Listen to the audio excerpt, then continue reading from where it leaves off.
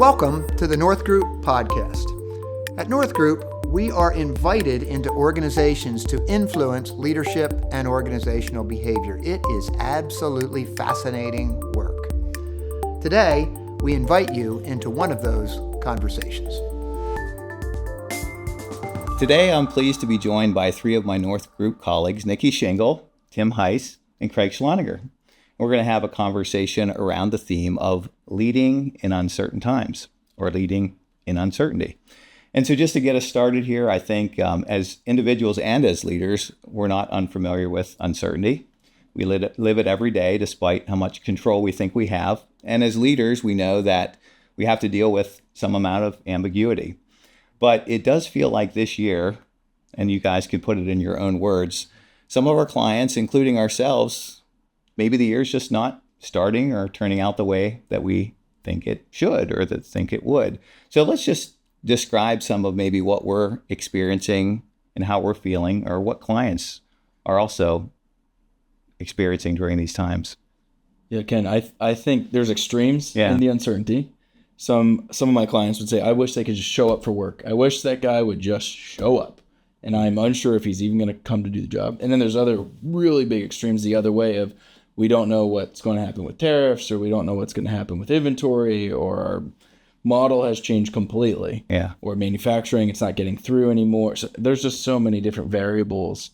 I think it's a big spectrum that I'm seeing right now anyways. I'm seeing the same thing, Tim. I mean, some clients are actually doing really, really well this year. And then there's other clients where they're just not sure what the future holds. And I think that goes all the way through the workforce. Mm-hmm. That uncertainty that we hear about the economy creates uncertainty with individual employees, creates maybe behaviors that we haven't seen in the past. Right.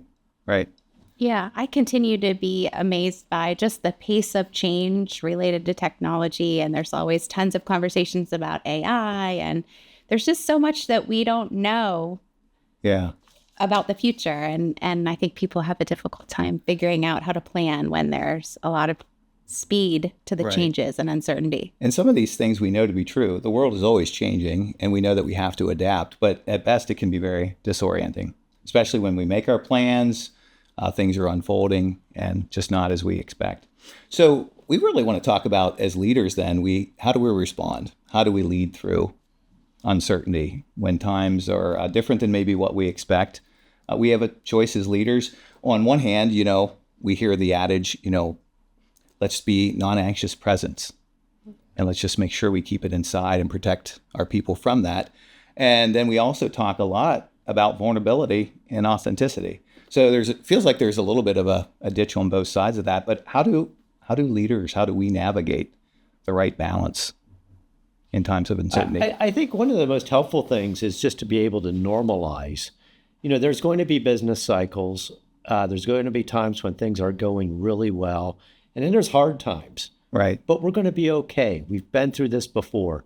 We have seen these situations, although the reason for the situation might be different. We've done this before. We're going to be okay. And just stick with us, stick with what we're doing, and we'll be fine. Yeah. And Ken, we were even talking earlier today, when we look at a year to date versus is one individual thing, but compared to last year's, and I was like, I hate seeing red. Right. If it's red, I failed. Right. And I think there's a challenge there too, where we always want to go up and to the right. We always want to get better. And we think if we aren't, everyone else is doing it better than us. Right. We're not good enough. We don't measure up. I don't know what I'm doing. Yeah. When the reality is, Craig, like you just said, like there is a normalcy to ups and downs and seasons, and I need to stay engaged and stay in it. But it's okay. Tim, you said even something stronger than that. Is you said if you see that one more time, you're going, or what was your response going to be? You were going to, I don't know, Ken. I say a lot of things. No, it was pretty intense. You brought some intensity, but yeah, I don't like to lose. Right. Anything, Nikki, that well, I'm just thinking about the importance of communication in all of this. Right. Because normalizing is really important, but when we're transparent about the current situation, sometimes that in itself can create angst. So I feel like that you talked about the ditch on both sides. Right. And I think that's kind of where the rubber meets the road. Yeah. The transparency can lead to anxiety if it's not handled appropriately. And so that communication becomes really important, and trust has to kind of be at the foundation of that, or we get sideways quickly.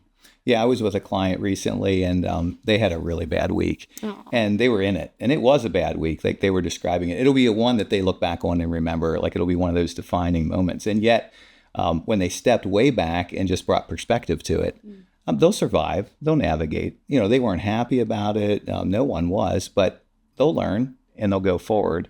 But in the moment, they were emotional. It felt raw. They were not happy. They didn't want to lose. They don't like to lose. We have a lot of leaders like that, including ourselves, where we can react. But how do we know when we just stay the course? We're doing the right things the right way. This too shall pass. Yeah, I think one of the you said the word non-anxious, or the words non-anxious presence. Right. And we often focus on the non-anxious part, but I think the presence part is really important for leaders, that you're there. You're not kind of hiding, or you're not leaving the work site to go somewhere else, but you're present and available to people. Right. And I think that sends us a really strong message to employees. Mm-hmm. I think with communication with that, Craig, where it's like, if I don't know what's happening, or I don't know what's going to happen or where to go, I don't communicate. Yeah. I don't want to say something wrong, so I'm not going to say anything. That'd be the other side. Which is the other side. Like I'm going to withdraw. Hide might be a strong word, but I'm not going to engage because I don't know where we're going yet. And then when I know, I will engage. And I think the opposite is what we really need. Like be present, be communicating. This is real. This is happening. Yeah. It's okay. Yeah. We're going to make it through. We're going to figure it out, and be present and stand with people in those times. That's actually some advice I got when I was leading 10,000 villages. And it was right in the subprime mortgage crisis, 2008, 2009. And during this time, it was right before the fall and Christmas season when it all hit. And when you're in retail, that is your busy season. Mm-hmm. So we didn't know what was going to happen. And a board member said to me, Craig, this is the time that you just have to be more present, and you have to just assure people it's going to be okay.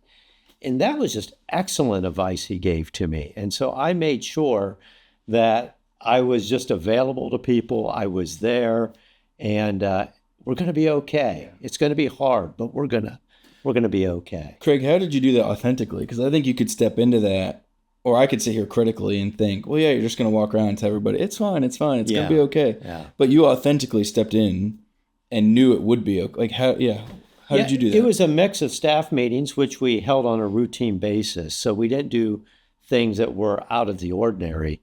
But it was really being authentic. Listen, you guys all know the news. You've heard the news. Mm-hmm. And this is how it potentially is going to impact us. But because of some other planning we've done, we're going to be okay during this situation. You don't want to give false promises. You don't want to tell untruths, but you want to be providing just good information. I think it's interesting. So you took people back to what you did know to be true. Mm-hmm. It wasn't just a false, it's going to be okay, we're going to make it, but it's, hey, this is why we're a company. We've done the work in the past. We're ready and we're prepared for this. We have the right team. We're going to be like, I go back to when I'm unsure, I need to go back and hold on to what I know is true. That's right. Not just fill it in with false okays. Yep. We talk a lot at North Group about guiding principles like core values. And so how do you think about core values as going back to what we know to be true to serve us well in times of transition or uncertainty? Yeah, that's an interesting one too. I'm working with an organization right now who's facing some uncertain times. They're still profitable, and a lot of their challenges are related to external factors. So that makes it difficult because they don't feel like they have a lot of control over what's happening. And one of the conversations that we had a leadership team meeting recently was around core values. So they're having to make some really difficult decisions this summer. Two of their core values can be in tension at times. They value relationships and they value stewardship. And so as they're facing uncertainty and they're trying to make decisions, those two can be at odds at times. So this team had a really healthy dialogue around what this decision was going to be. And they wrestled through that together. And I think it kind of goes back to what you were saying, Tim, deciding before the crisis what's important or what needs to be communicated is helpful when we're kind of in the thick of making decisions. think it's interesting too, Ken, if you go back to who you are, not what you do. So if our values are just we do X, Y, Z, well, uncertain times pop up. Suddenly, I can't do X, Y, Z, so do I have any value? Versus saying, this is who I am, whatever the value is. This is who we are. When uncertain times come up or seasons change, that doesn't change. The who we are is steadfast through there. And so I think we would encourage organizations every day, figure out who are you. That comes before what you do. Right. And then in times of uncertainty, in times of difficulty, or in times of celebration, go back to this is who we are and why we say this is who we are and why we live that out.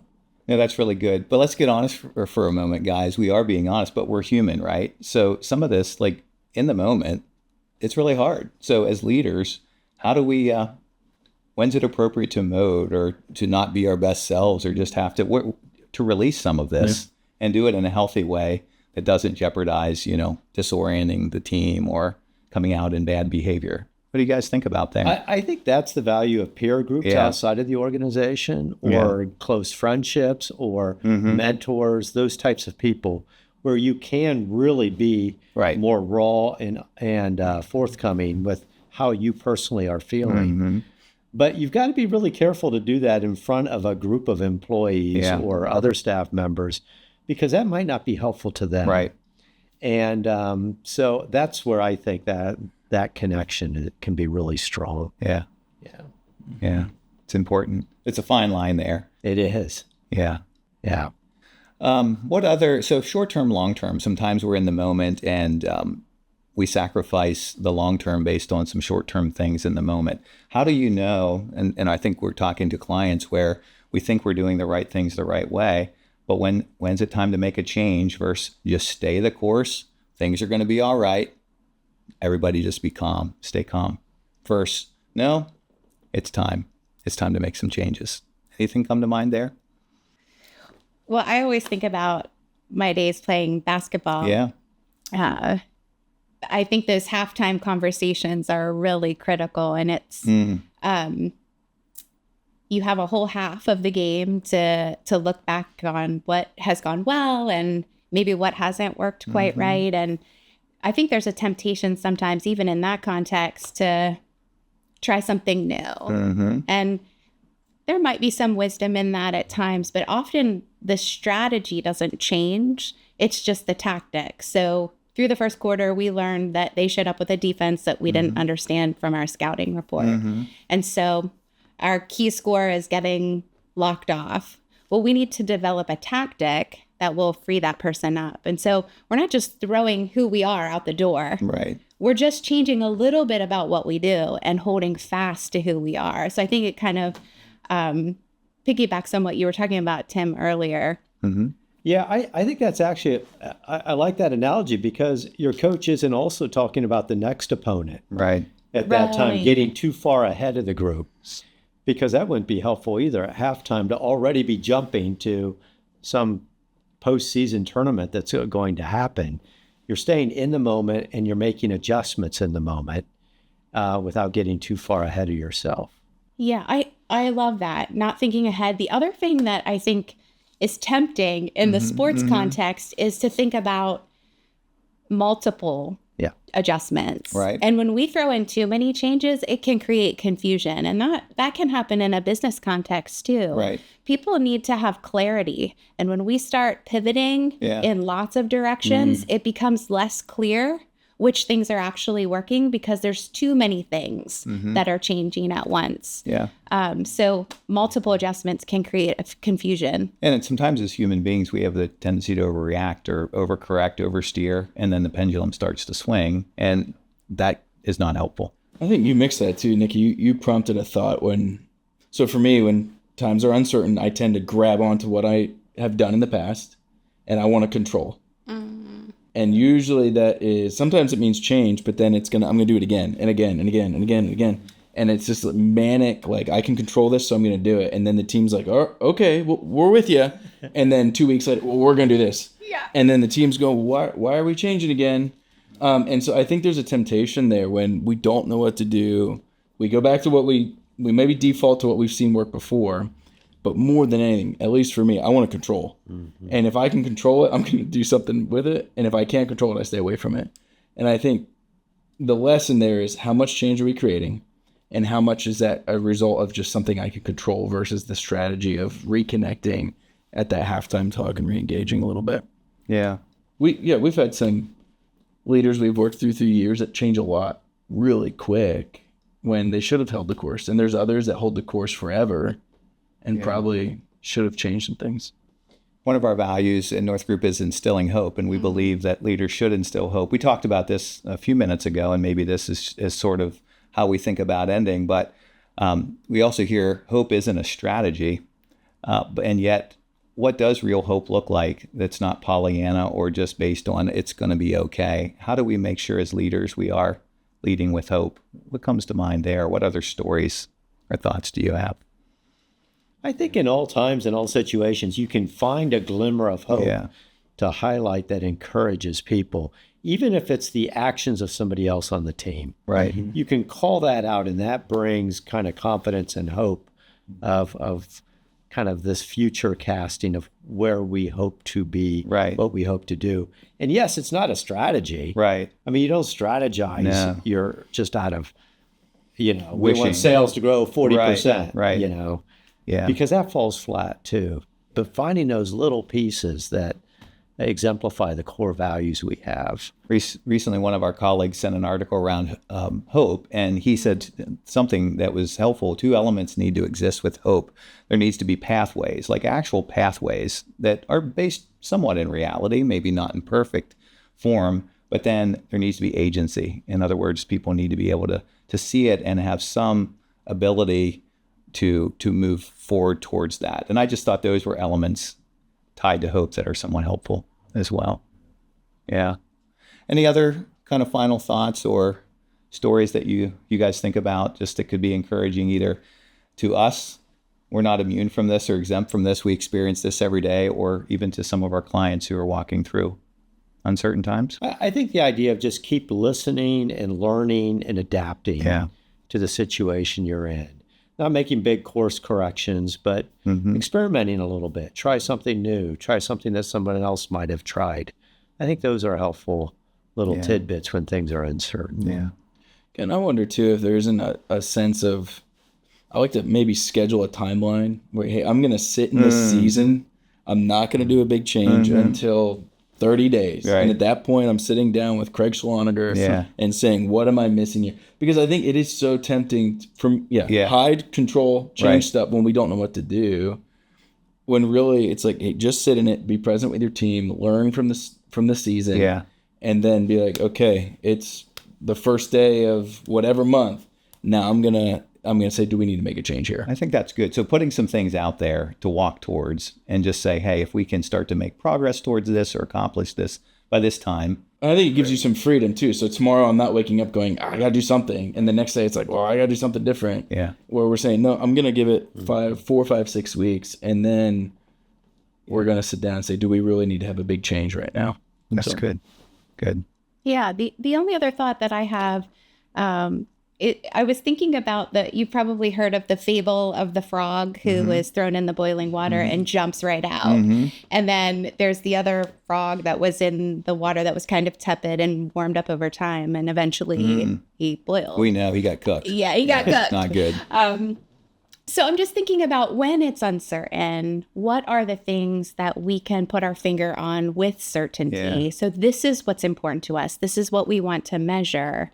This is the outcome that we desire, and kind of monitor that on an ongoing basis so that when the heat cranks up, we have our finger on it and we have people who can pull us out because we're all looking at the same things, and we do have certainty, even in uncertain times, over these things that we've agreed to together. Right. And at the end of the day, as we do navigate through these changing times, we always want to make sure our culture and our people are better for it, right? And healthy. So we don't want to be doing anything in these times that's going to jeopardize or sacrifice that in the long term. I think for me, that's a good for remember. Kent, I'm a list guy. Let's go. So I think here's what I heard. Sum it up. Here's what I heard. Sum it up. In uncertain times, be present. Yeah. Don't hide. Be present. Go back to who you are and who the company is. being before doing, monitor the situation, and invite voices in, and speak to the right people to learn, do I need to make a change? And then lastly, be appropriately transparent with your team and with others, and then do that through communication. I can't add anything I am better so than glad that. Tim's a part of this. Tim, we now know why we invited you to be part of the conversation. We got to take something away. We can't just sit here and talk about theory all day. Craig, Tim, Nikki, it's a pleasure having this conversation with you. Thanks for being here today. Thanks, Kat. All right. Thank you. Thank you.